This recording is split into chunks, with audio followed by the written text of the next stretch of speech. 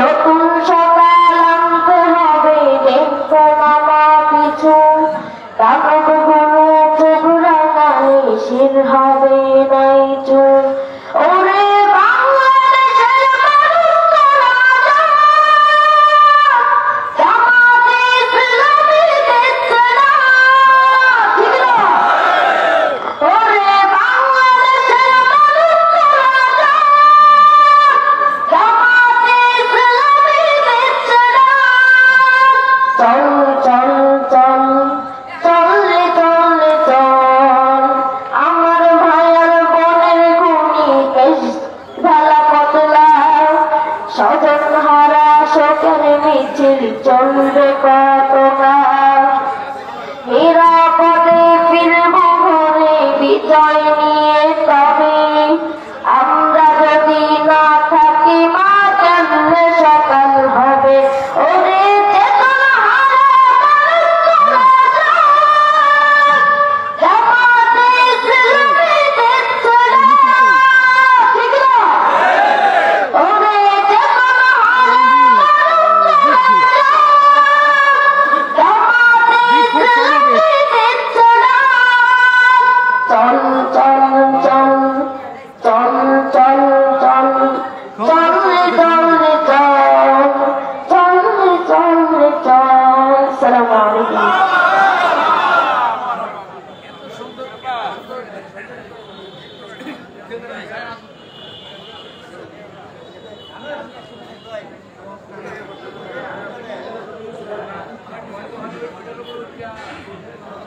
সংগ্রামের কমিটি জনতা আসর নামাজের বিরতির পর আমাদের সমাবেশ পুনরায় শুরু হচ্ছে।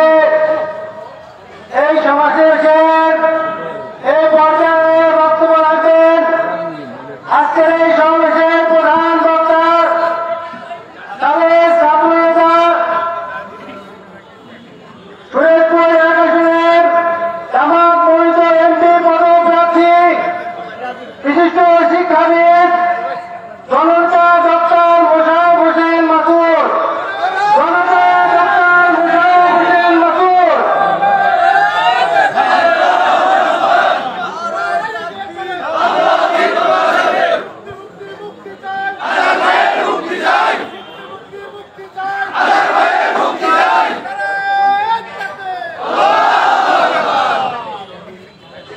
أعوذ بالله من الشيطان الرجيم بسم الله الرحمن الرحيم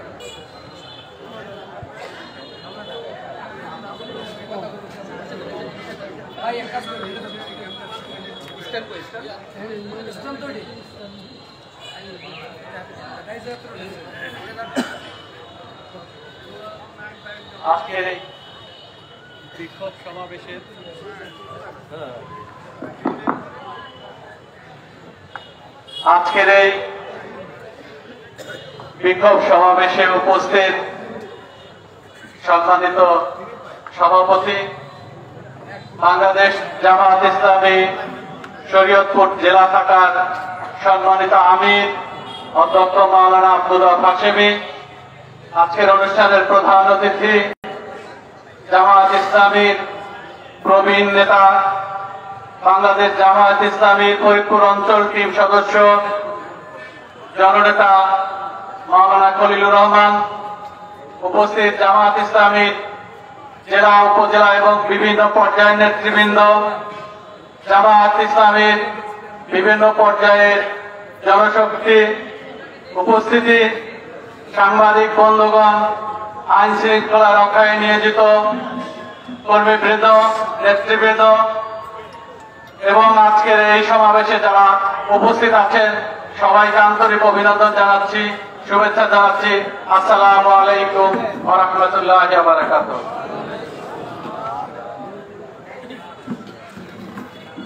বাংলাদেশের গণমানুষের সম্মিলিত প্রচেষ্টার মধ্য দিয়ে ছাত্র যুবকদের আহ্বানে যে জাতীয় ঐক্য গড়ে উঠেছিল, সেই জাতীয় ঐক্যের মধ্য দিয়ে একটা নতুন বাংলাদেশের জন্ম হয়েছে। এই নতুন বাংলাদেশে একটি নতুন রাজনৈতিক বন্দোবস্তের জন্য গোটা বাংলাদেশের মানুষ যখন প্রহর গুনছে, সেই সময়ে নতুন করে অশনি সংকেত শোনা যাচ্ছে। যে আশা নিয়ে, যে আকাঙ্ক্ষা নিয়ে, যে প্রত্যাশা নিয়ে শিশু কিশোরেরা পর্যন্ত জীবন দিয়েছে, মায়েরা বোনেরা রাস্তায় নেমেছে, সাধারণ মানুষের সাথে সাথে পেশাজীবী, কর্মজীবী, শ্রমিক, মেহনতি মানুষ রাজপথে রক্ত দিয়েছে এই দেশকে মুক্ত করার জন্য। সেই মানুষের আশা আকাঙ্ক্ষা পূরণের ক্ষেত্রে আমরা আজ লক্ষ্য করছি নতুন করে আর এক অশনি সংকেতের পদধ্বনি শোনা যাচ্ছে। আমরা যে প্রত্যাশা নিয়ে এই বাংলাদেশ গড়ে তোলার চেষ্টা করেছিলাম, আন্দোলনে সংগ্রামে ঝাঁপিয়ে পড়েছিলাম, আবার প্রয়োজন হলে এদেশের মানুষ সেই প্রচেষ্টায় সামিল হবে, কিন্তু জাতির আকাঙ্ক্ষা পূরণ না হওয়া পর্যন্ত জনতার সংগ্রাম চলবে। বাংলাদেশের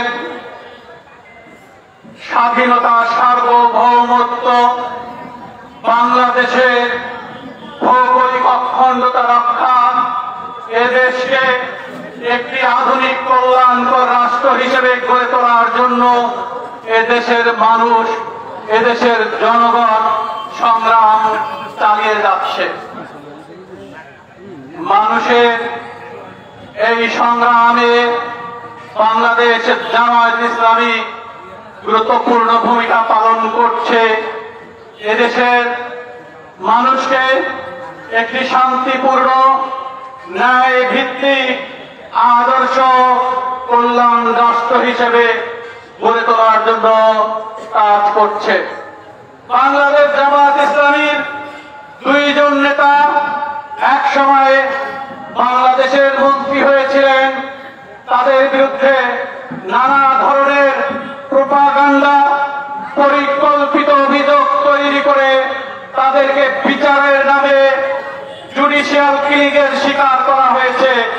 কিন্তু একজন মন্ত্রীর বিরুদ্ধে একটি পয়সা অনিয়ম বা দুর্নীতির অভিযোগ খুঁজে পায়নি।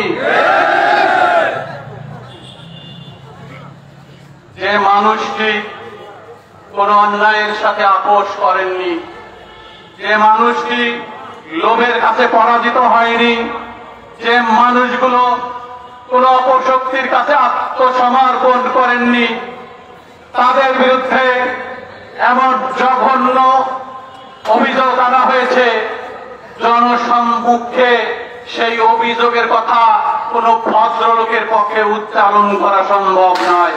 যাদের মধ্যে মানবিকতা আছে, যাদের মধ্যে সভ্যতা আছে, যাদের মধ্যে ন্যূনতম নৈতিকতা আছে, যাদের পারিবারিক শিক্ষা এবং সংস্কার আছে, তারা এই ধরনের জঘন্য কাজ কখনো করতে পারে না। আপনারা যারা এই শরীয়তপুরের মানুষ, বিশেষ করে আমার সমবয়সী বা তার চেয়েও বেশি বয়সী আঙ্গারিয়া বাজারের ব্যবসায়ী মাওলানা গাজী ইদ্রিস সাহেবকে অনেকেই চিনেন। একজন মানুষও কি বলতে পারবেন তিনি খারাপ মানুষ ছিলেন?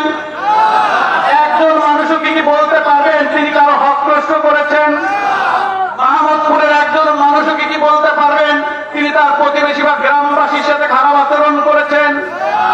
ওই গ্রামে অনেক সনাতন ধর্মী মানুষের বসবাস। আমি তাদের সাথে কথা বলে দেখেছি, কেউ এ কথা বলতে পারেনি তিনি একজন খারাপ মানুষ ছিলেন। আজকে কেন কোন অপরাধের গাজী ইদ্রিস সাহেবকে দণ্ড নিয়ে, মৃত্যুদণ্ডের অভিযোগ নিয়ে আজকে পালিয়ে বেড়াতে হচ্ছে? আমরা তার মুক্তির দাবি করছি।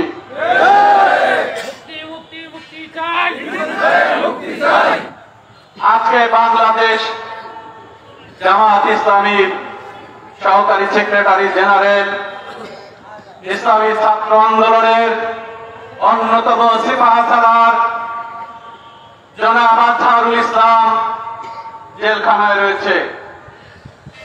বাংলাদেশের রাজনীতির পট পরিবর্তনের পর অন্যায়ভাবে যাদেরকে গ্রেপ্তার করা হয়েছিল, অন্যায়ভাবে যাদেরকে শাস্তি দেওয়া হয়েছিল, তাদের অনেকেই জেল থেকে মুক্তি পেয়েছেন। কিন্তু আমরা লক্ষ্য করছি বাংলাদেশ জামায়াত ইসলামীর নেতা আজহারুল ইসলামকে, বাংলাদেশের আর এক মজলুম মানুষ কাজী ইদ্রিস সাহেবকে সহ অনেক আলেম ওলামাকে এখনো কারাগারে বন্দী করে রাখা হয়েছে, তাদেরকে মুক্তি দেওয়া হয়নি। আমরা একটি শান্তিপূর্ণ রাজনৈতিক দল, আইন শৃঙ্খলার প্রতি শ্রদ্ধাশীল একটি রাজনৈতিক শক্তি। আমরা মনে করি আমরা নিয়মতান্ত্রিক পদ্ধতির মধ্য দিয়ে আমাদের নেতাদেরকে মুক্তি চাই, তাদেরকে মুক্ত করে আনব। আমাদের এই প্রত্যাশাকে যদি আপনারা দুর্বলতা মনে করেন, আমাদের এই প্রত্যাশা নিয়ে যদি কেউ খেলা করতে চায়, আমাদের আকাঙ্ক্ষাকে কেউ যদি পদদলিত করতে চায়, তাহলে তার পরিণতি ভালো হবে না, ভালো হবে না, ভালো হবে না।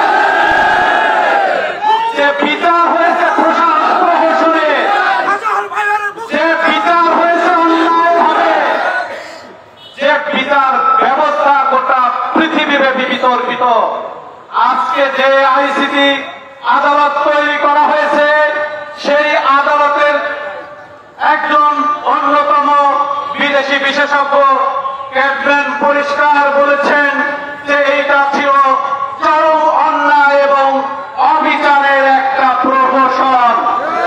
সেই প্রহসনের মাধ্যমে তাকে শাস্তি দেওয়া হয়েছে, সেটি তো অন্যায়। সুতরাং অন্যায় প্রতিরোধের জন্য, অন্যায় প্রতিকারের জন্য তো কোনো আইনের দরকার নাই।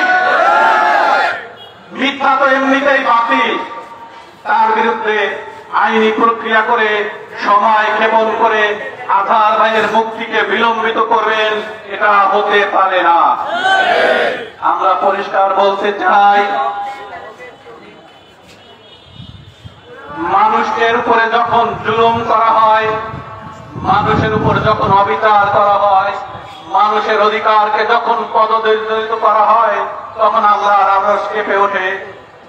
যখন আল্লাহর আরশ প্রকম্পিত হয়, তখন আকাশ বাতাস প্রকম্পিত হয়, তখন বিশ্বব্যাসের মতো বিদ্রোহের দাবানল জ্বলে ওঠে, তখন মানুষ রাজপথে নামে লড়াই করে, সংগ্রাম করে, জীবন বিলিয়ে দেয়। আর তার পরিণতি কি হতে পারে সেটি ইতিহাসে যেমন সাক্ষী, আমাদের নিকট অতীত সাক্ষী।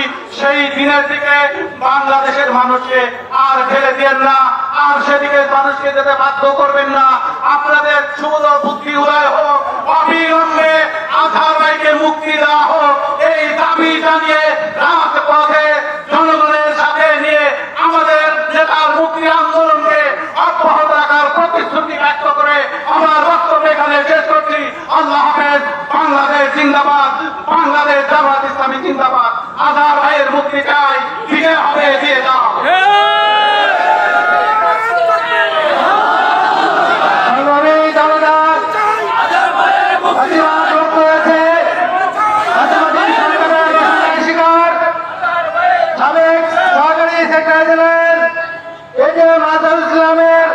মুক্তি চাই, মুক্তি দিতে হবে।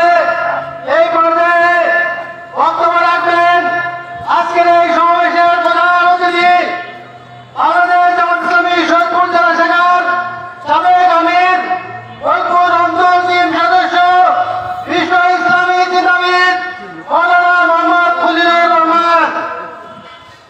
আমি তাকে বক্তব্য রাখার জন্য বিনীত অনুরোধ করছি।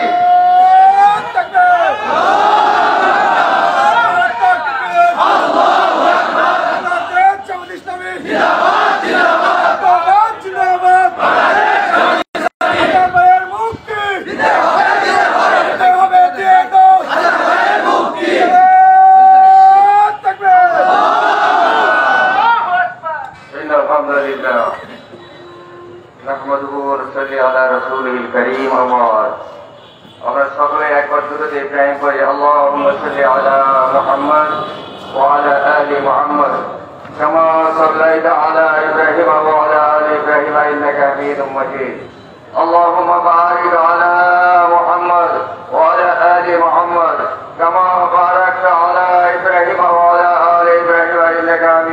কমিটির বাংলাদেশ জামায়াত ইসলামী শরীয়তপুর জেলা শাখা কর্তৃক আয়োজিত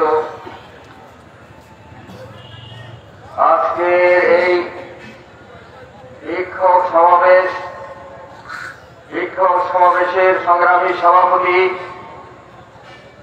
জেলা আমির জনাব মাওলানা আব্দুর রব হাশেমি, আজকের এই সমাবেশে উপস্থিত প্রধান বক্তা দুপুর ছাত্র নেতা জনাব ডক্টর মোশাররফ হোসেন মাসুদ সহ উপস্থিত অন্যান্য নেতৃবৃন্দ, সুধী ভাই সহ, আসসালামু আলাইকুম ওয়া রাহমাতুল্লাহি ওয়া বারাকাতুহু। আশা করি আপনারা সকলে ভালো আছেন, আপনারা সকলে সুস্থ আছেন। আজকের এই সমাবেশের মূল কারণ ইতিমধ্যে আপনারা জেনেছেন, আপনারা জানেন, আপনারা সকলে অবগত আছেন। মূলত 5ই আগস্টের পর 5ই আগস্ট বৈষম্য বিরোধী আন্দোলনের মাধ্যমে ফ্যাসিবাদী সরকার প্রধান হাসিনা দেশ ছাড়তে বাধ্য হয়েছে। বৈষম্য বিরোধী আন্দোলনের ব্যাপারে আমি একটি কথা আপনাদের দৃষ্টি আকর্ষণ করতে চাই। সম্মানিত সংগ্রামী ভাই সব, আপনাদের সকলেরই জানা থাকার কথা, ইতিহাসের দিকে একটু তাকাতে হবে। আপনারা জানেন মৌলানা সৈয়দ আহমদ বেদবী রহমতুল্লাহ আলাইহি, মৌলানা মোফেন, আপনাদের জানা আছে মৌলানা মৌলানা নিসার আলী তিতুমিরের মাসের কিল্লা মুভমেন্ট, আপনাদের জানা আছে এই দেশের মানুষের অধিকার প্রতিষ্ঠা করার জন্য হাজী শরীয়তুল্লাহ সাহেবের ফরাজি আন্দোলনের কথা কি আমরা ভুলে গিয়েছি? আপনাদের জানা থাকার কথা 47 সালের আন্দোলন, 52 ভাষা আন্দোলন, 69 অধিকার আন্দোলন, 71 স্বাধীনতা আন্দোলন, এই সবগুলো আন্দোলনের মূল চেতনা ছিল অধিকার আদায়ের আন্দোলন। আমাদেরকে অধিকার থেকে বঞ্চিত রাখা হয়েছিল, আমাদের এই অধিকার প্রতিষ্ঠার জন্য এই সকল আন্দোলনগুলো ছিল। কিন্তু আমরা একটু অন্য বছর কি দেখলাম, আমাদের যে স্লোগান দিয়ে এই দেশকে মুক্ত করা হয়েছে, সেই স্লোগানের সাথে ভারতাবাজি করে বিভিন্ন বক্তব্য দিয়ে আমাদেরকে প্রতারিত করা হয়েছে, আমাদের অধিকার বঞ্চিত রাখা হয়েছে। আজকে এই সমস্ত আন্দোলনে যারা নিহত হয়েছিলেন, 24-এর এই 5ই আগস্টের আন্দোলন সহ এই সকল আন্দোলনে যারা নিহত হয়েছেন, জীবন দিয়েছেন, তাদেরকে শ্রদ্ধার সাথে আমি স্মরণ করছি, তাদের সকলের রুহের মাগফিরাত কামনা করছি। যারা এখনো হাসপাতালে সুস্থ আছেন, তাদের সুস্থতার জন্য মহান রব্বুল আলামিনের কাছে দোয়া করছি এবং সরকারের কাছে দাবি করছি, এই সমস্ত পরিবারের সন্তানেরা এখনো হাসপাতালে অসুস্থ অবস্থায় রোগে রোগে মরছে, তাদের শুধু চিকিৎসার দায়িত্ব নয়, তাদের পরিবারের সকল পরিবারগুলোর দায়িত্ব এই অন্তর্বর্তী সরকারকে নিতে হবে। সম্মানিত সংগ্রামী ভাই সহ, আমরা বৈষম্য মুক্তির জন্য এই আন্দোলনটা করেছি, এ কথা ঠিক না? এই আন্দোলনের এক একজন এক এক নতুন নতুন কথা বলা শুরু করেছেন। মাস্টার মাইন্ড অমুক ছিল, অমুক ছিল, এই কথা বলার তো দরকার নাই। ময়দানের লোকেরা জানে, দেশের লোকেরা জানে, সারা দুনিয়ার মানুষ সব জানে যে এই আন্দোলনে কারা নেতৃত্ব দিয়েছে। থেকে শুরু করে এই আন্দোলনে কারা নেতৃত্ব দিয়েছে দুনিয়ার সকল মানুষ জানে। তারপরেও তো তারা দাবি করে না আমরা এই আন্দোলনে কি বলে মাস্টার মাইন্ড ছিলাম। আপনারা তখন কোথায় ছিলেন? আজকে দাবি করতেছেন মাস্টার মাইন্ড। আমি বলতে চাই সম্মানিত দেশবাসী ভাই সব, প্রতারণা অনেক আমরা খেয়েছি, প্রতারিত অনেক হয়েছি, অনেক সুন্দর সুন্দর স্লোগান দিয়ে আমাদেরকে প্রতারিত করা হয়েছে। আর প্রতারিত হতে চাই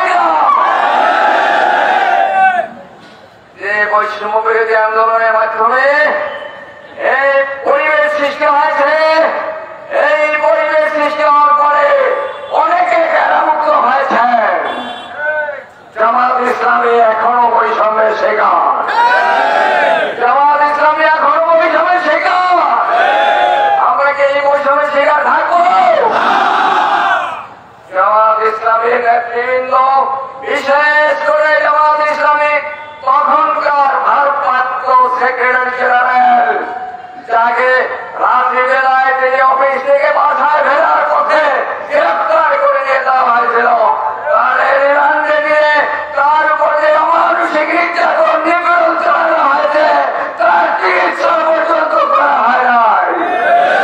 সম্মানিত সংগ্রামী ভাই সাহেব, আপনারা জানেন শেষ পর্যন্ত উর্দুকার আদালতে আপিল করার পরে তারে মুক্তি দেওয়া হয়, কিন্তু মুক্তি দেওয়ার পরেও আবার এই তথাকথিত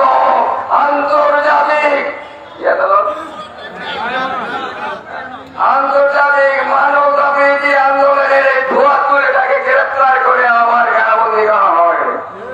আপনার মিথ্যা অভিযোগের ভিত্তিতে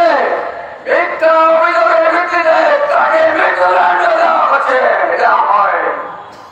আমরা আজকে পরিষ্কার করে বলতে চাই, আমরা সরকারের কাছে দাবি করতে চাই, আমরা অপেক্ষা করছিলাম আদালতে, আমরা আর অপেক্ষা করতে চাই না। আপনি যেভাবে অন্যান্য কারাবন্দীকে নির্বাহী আদেশে মুক্তি দিয়েছেন, আমাদের ভাই সহ অভিভাবকরা ইউনিট সহ এখনো যেসব আলেম ওলামা কারাবন্দী আছে, সকলকে নির্বাহী আদেশে মুক্তি দিতে হবে।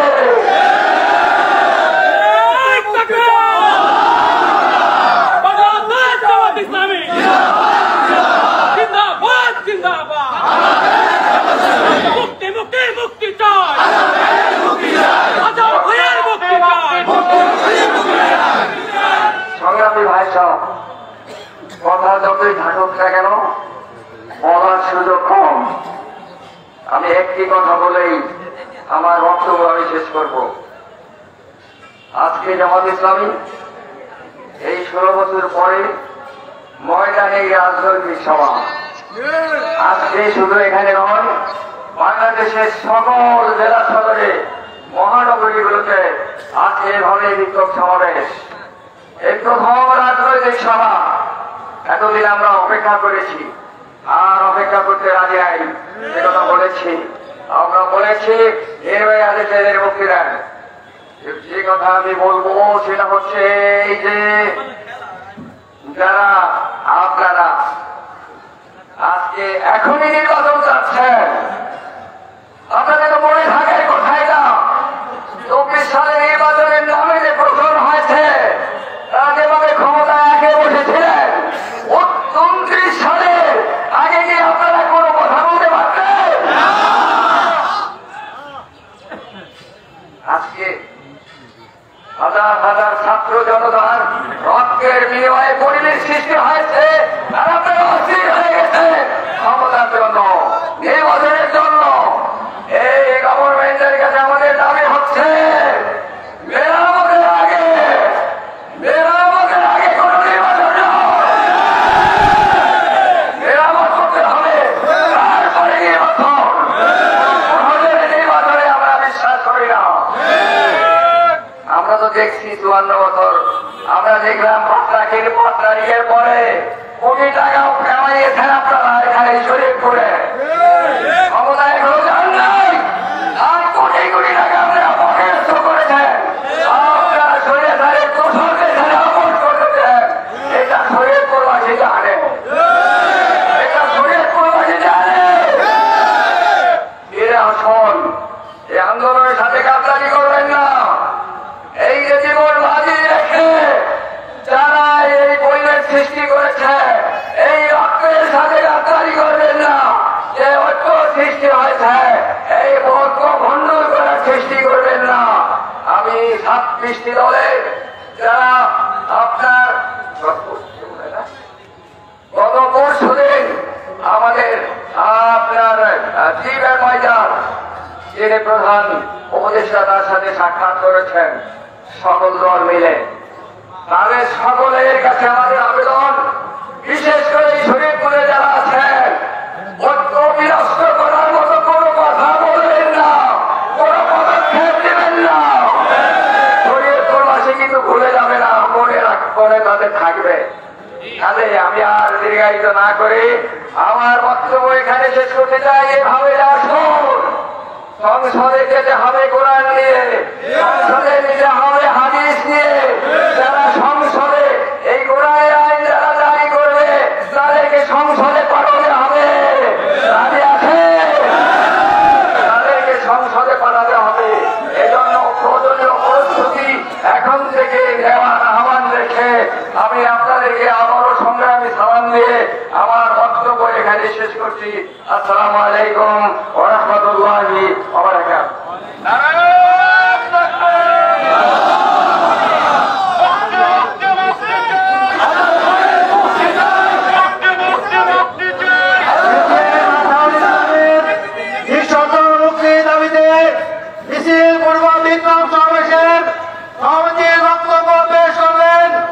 বাংলাদেশ জামাত ইসলামী সৈয়দপুর জেলা শাখার সম্মানিত আমির অধ্যক্ষ মোহাম্মদ আব্দুর রব হাশেমি। আসসালামু আলাইকুম। আলহামদুলিল্লাহি রাব্বিল আলামিন ওয়াসসালাতু ওয়াসসালামু আলা সাইয়্যিদিল আমবিয়া ওয়াল মুরসালিন ওয়া আলা আলিহি ওয়া সাহবিহি ওয়া বারিক ওয়াসাল্লাম। মঞ্চে উপবিষ্ট জামাতের নেতৃবৃন্দ এবং আমার সামনে সমাগত ভাই এবং বন্ধুগণ, দীর্ঘ 17 বছর অনেক লড়াই এবং সংগ্রামের পরে 15ই আগস্টে জাতির বিজয়ের সূর্য উদিত হয়েছে। আর তার পিছনে গিয়েছে অনেক রক্ত, অনেক প্রাণ গিয়েছে, অনেক মানুষ জুলুম এবং নির্যাতনের শিকার হয়েছে। সুতরাং তাদের দায় স্বীকার করতে বাংলাদেশকে একটি আদর্শ কল্যাণকামী রাষ্ট্রে পরিণত করার দৃঢ়বোধ নিয়ে জাতীয় ঐক্য গঠন করে সামনের দিকে এগিয়ে যেতে হবে আমাদেরকে। সম্মানিত বন্ধুরা, সংগ্রামী বন্ধুরা, পৃথিবীর আদি থেকে সত্য আর মিথ্যার সংগ্রাম চলে আসছে। এক পক্ষে আসছে ফেরাউন, নমরুদ, হামান, আবু জেহেল, আবু লাহাব, বারবার জামাল, জামাল আতাতুর্ক, বাংলাদেশের শেখ মুজিব, শেখ হাসিনা। আর এক পক্ষে আল্লাহর মজলুম যারা আছে, মুসা, ঈসা, ইব্রাহিম, মোহাম্মদ রাসূলুল্লাহ সাল্লাল্লাহু আলাইহি ওয়াসাল্লাম, গোলাম আজম জাহিরি নিজামীরা তার পক্ষে। ইতিহাস সাক্ষী, পৃথিবীর ইতিহাস থেকে আজ পর্যন্ত সমস্ত জালেমদের অপমানজনক পরিণত হয়েছে। জাতির ইতিহাস থেকে তারা নিশ্চিত হয়ে গেছে। দেশে আছে খাপ্পাব, সোমাইয়াদের বংশধর, আল্লাহর পথে সৈনিকেরা, নিজামী সাইদের অনুসারীরা। সুতরাং আমাদের কোনো ক্ষতি নাই। আমরা যদি এই পথে মারা যাই আমাদের জন্য আছে জান্নাত। আর যদি আল্লাহ আমাকে বিজয় দান করেন তাহলে কোরআনের রাজ কায়েম হবে, মানুষ জুলুম নির্যাতনের হাত থেকে মুক্তি পাবে। বন্ধুরা, কেন্দ্রীয় কর্মসূচির অংশ হিসাবে আজকের এই বিক্ষোভ সমাবেশের মূল প্রতিবাদ্য বিষয় হচ্ছে জামাতের মজলুম জনতা জনাব এটিএম আজহারুল ইসলাম সাহেবের নিঃশর্ত মুক্তি দিতে হবে।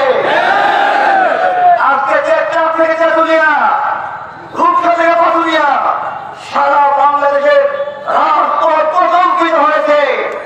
এক আওয়াজ, নিঃশর্তে আজহার ভাইয়ের মুক্তি দিতে হবে। সুতরাং আমরা মুক্তি চাই।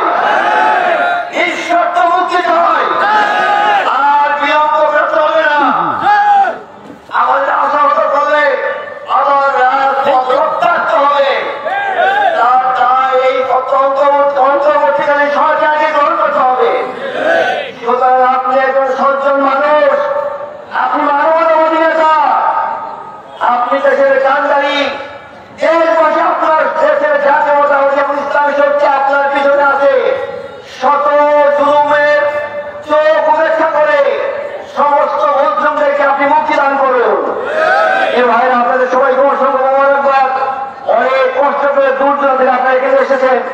এখনই আমাদের বিক্ষোভ মিছিল শুরু হবে। আপনারা ধৈর্য ধরে দাঁড়ান, নেতৃবৃন্দ আমাদের সামনে যাবে, এরপরে আপনারা আস্তে আস্তে বের হবেন। আপনাদের গাড়িগুলি এখানে থাকবে, এখানে আমাদের